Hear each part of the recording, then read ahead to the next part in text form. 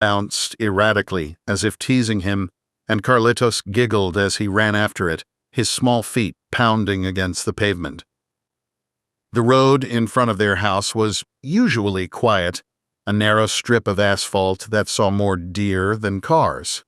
But that day, fate had other plans. As Carlitos stepped onto the road, his eyes fixed on the bouncing ball, a passenger vehicle came around the bend. The driver, distracted by a text message, didn't see the small figure until it was too late. The impact was sudden and brutal, a sickening thud that echoed through the neighborhood. Inside the house, Maria Rodriguez sat at the kitchen table, a cup of coffee cooling beside her. The newspaper in her hands was open to the obituaries, a habit she had developed since her husband's death 5 years earlier. She often found herself scanning the names, half expecting to see his there again, as if the universe might somehow reverse its cruel decision. The house was quiet, save for the soft hum of the refrigerator and the occasional chirp of birds outside.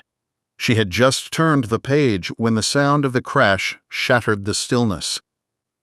For a moment, Maria froze, her heart pounding in her chest. The sound was unmistakable, a collision, metal against something solid.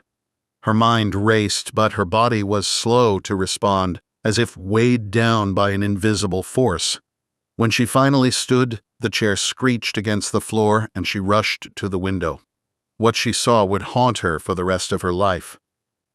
Carlitos lay in the road, his small body crumpled and still. The basketball rested a few feet away, its bright orange color a cruel contrast to the scene. The driver of the car had stopped and was now standing beside the vehicle, their hands pressed to their mouth in horror. Neighbors began to emerge from their homes, drawn by the sound of the crash, their faces pale with shock. Maria's scream tore through the air, a raw, guttural sound that seemed to come from somewhere deep within her soul. She ran outside, her bare feet slapping against the cold pavement, and fell to her knees beside her son. His eyes were closed, and his chest was still. She gathered him in her arms, rocking back and forth as if she could somehow will life back into his tiny body. Her tears fell onto his face, mingling with the dirt and blood that smeared his cheeks. "No, no, no," she whispered, her voice breaking. "Please, God, no." But there was no answer, no miracle to undo what had been done. Carlitos was gone, his light extinguished in an instant. The world around Maria seemed to blur, the voices of the neighbors and the wail of approaching sirens fading into a distant hum. All she could feel was the weight of her son in her arms, the weight of a loss too immense to comprehend. The days that followed were a haze of grief and disbelief. The house, once filled with Carlitos' laughter, was now a tomb of silence. Maria moved through it like a ghost, her eyes hollow and her hands trembling. She couldn't bring herself to touch his toys or pack away his clothes. His room remained exactly as it had been, a shrine to the life that had been taken too soon.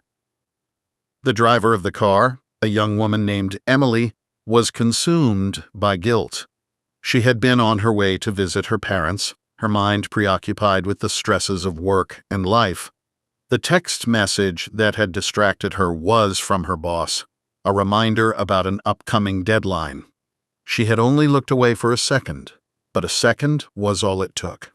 Emily visited Maria a week after the accident, her face pale and her hands shaking as she tried to apologize. But Maria couldn't find it in her heart to forgive. The pain was too fresh, the wound too deep. As the weeks turned into months, the town of Mansalona began to heal. The flowers that had been left at the scene of the accident wilted and were swept away by the wind. The neighbors stopped whispering about the tragedy whenever Maria passed by. Life, as it always does, moved on. But for Maria, time seemed to stand still. Every morning she woke up to the same crushing reality.